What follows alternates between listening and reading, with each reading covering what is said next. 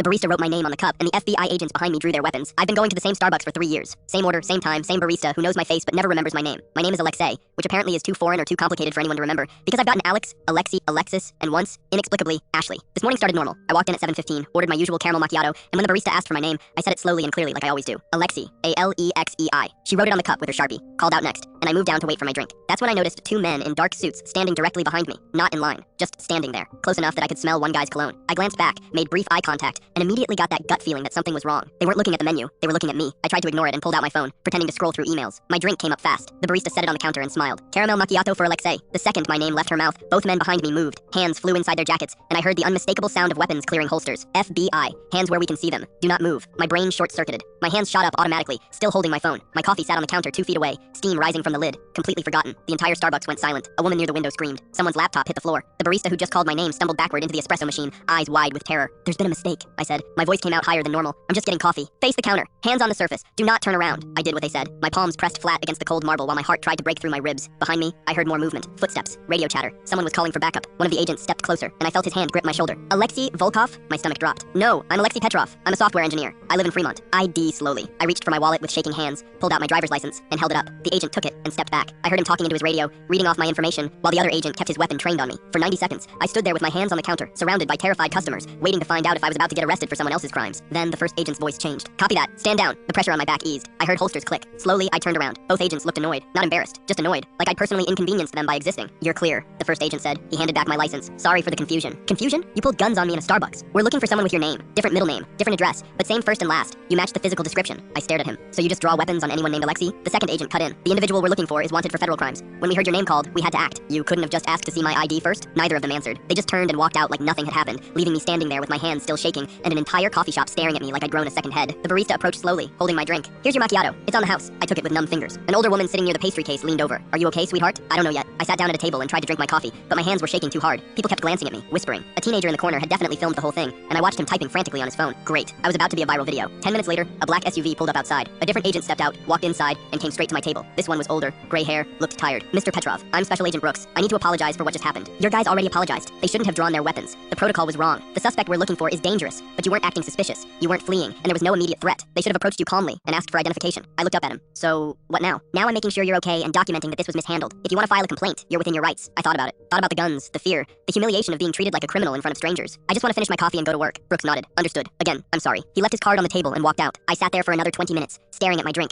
replaying the moment those weapons cleared their holsters. The barista came over twice to check on me. Other customers kept their distance. When I finally stood up to leave, my legs felt weak. I haven't been back to that Starbucks since. Now I make coffee at home, and when people ask my name, I say Alex.